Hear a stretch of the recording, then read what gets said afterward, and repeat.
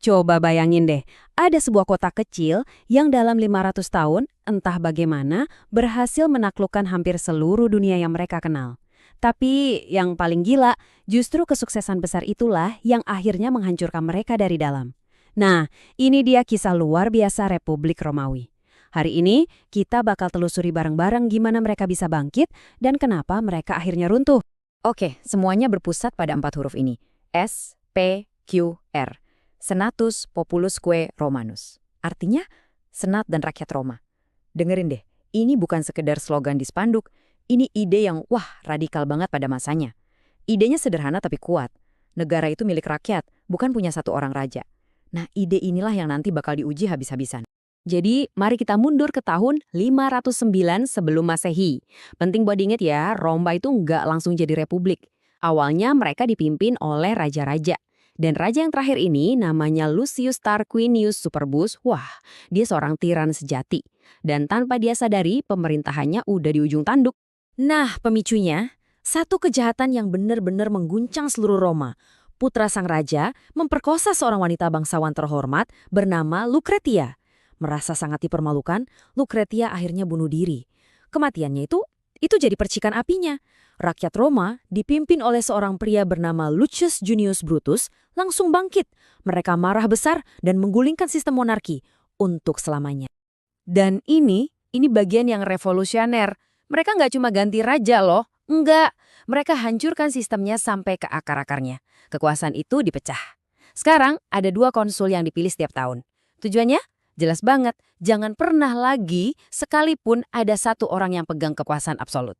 Fondasi dari semua ini adalah satu konsep yang kuat, res publica. Secara harfiah artinya urusan publik. Maksudnya apa? Sederhana, negara itu urusan kita bersama, milik semua warga, bukan properti pribadi satu orang penguasa. Beda banget kan? Oke, dengan fondasi politik yang sekuat ini, Roma sekarang siap buat meledak.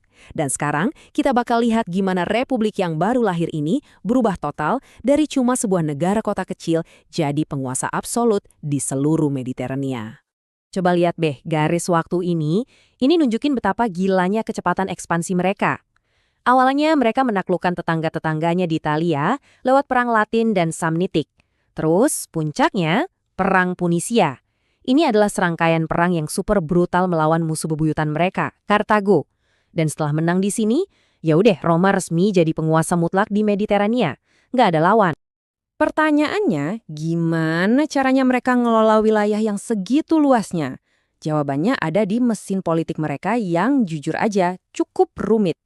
Jadi, ada senat yang isinya kaum elit. Terus ada dewan-dewan rakyat tempat mereka milih pejabat. Dan ada hakim-hakim yang menjalankan pemerintahan. Sistem ini penuh dengan yang namanya checks and balances. Contohnya, satu konsul bisa aja ngeveto keputusan konsul lainnya. Keren kan? Sistem inilah yang menjaga Roma tetap stabil selama ratusan tahun. Nah, disinilah letak ironi terbesarnya. Hal yang sama yang membawa Roma ke puncak kejayaan, yaitu ekspansi militer mereka yang nggak ada hentinya, ternyata justru itu yang jadi racun. Racun yang pelan-pelan menghancurkan mereka dari dalam.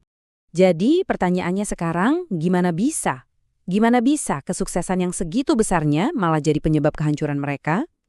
Nah, dari titik inilah cerita kita mulai berbalik arah. Dari kisah kebangkitan yang luar biasa, sekarang kita masuk ke babak kejatuhan yang sepertinya nggak bisa dihindari. Ada 3 retakan fatal yang muncul dan semuanya saling berhubungan. Pertama, kekayaan yang melimpah dari hasil penaklukan itu nggak dibagi rata. Jadinya, kesenjangan sosial antara si kaya dan si miskin jadi parah banget. Kedua, di mana ada banyak uang, di situ ada korupsi. Politik jadi kotor. Dan yang ketiga, ini yang paling bahaya. Para jenderal besar mulai punya pasukan yang loyalnya bukan ke negara, bukan ke republik, tapi ke mereka secara pribadi. Loyalitasnya udah pindah. Dan kita sampai di babak terakhir. Babak yang paling berdarah. Dengan republik yang lagi goyah, orang-orang ambisius mulai melihat kesempatan. Mereka lihat ada celah buat merebut kekuasaan mutlak untuk diri mereka sendiri. Dan mereka nggak akan segan-segan menghancurkan siapapun atau apapun yang menghalangi jalan mereka. Proses keruntuhannya sendiri berlangsung cepat dan brutal. Pertama, ada aliansi politik kayak Triumvirat pertama, Caesar, Pompei, Crassus, yang pada dasarnya melumpuhkan senat. Lalu aliansi itu pecah dan terjadilah perang saudara antara Caesar dan Pompei yang menghancurkan negara. Caesar menang, mendeklarasikan diri sebagai diktator seumur hidup, tapi terus dia dibunuh. Masalahnya, pembunuhan itu sia-sia, malah memicu perang saudara lagi lebih parah.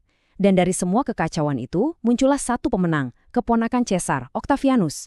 Dia mengambil gelar baru Augustus dan jadi kaisar pertama Roma. Di titik ini, Republik sudah resmi mati.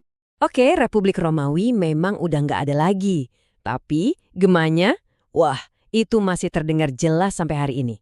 Yuk, sekarang kita lihat gimana warisan mereka itu terus hidup dan tanpa kita sadari ikut membentuk dunia kita sekarang. Lihat aja angka ini. Luasnya kota Roma modern. Ini bukti fisik yang nggak bisa dibantah tentang sejarahnya yang luar biasa panjang. Kalau kamu jalan di sana, kamu harus sadar setiap jengkal tanah yang kamu injak itu berdiri di atas fondasi yang diletakkan ribuan tahun lalu oleh republik dan kekaisaran setelahnya. Tapi jujur aja, warisan terbesar mereka itu justru yang nggak kelihatan. Sistem hukum di banyak negara, akarnya dari hukum Romawi. Bangunan-bangunan megah dengan pilar-pilar besar, itu inspirasinya dari arsitektur Romawi. Bahasa-bahasa seperti Spanyol, Prancis, Italia, semuanya lahir dari bahasa Latin. Dan yang mungkin paling penting dari semuanya, ide tentang sebuah republik, sebuah pemerintahan yang katanya milik rakyat, itu adalah hadiah abadi dari Roma untuk seluruh dunia. Dan kita akhiri pembahasan kita di sini dengan sebuah pertanyaan yang mungkin bisa jadi cermin buat kita semua. Republik Romawi runtuh lebih dari 2000 tahun yang lalu. Kisahnya adalah tentang kekuasaan, kesenjangan, dan ironi, di mana kesuksesan besar justru membawa kehancuran. Jadi pertanyaannya bukan lagi tentang mereka, pertanyaannya untuk kita sekarang. Pelajaran apa dari kisah mereka yang masih super relevan hari ini? Sesuatu untuk kita pikirkan bareng-bareng.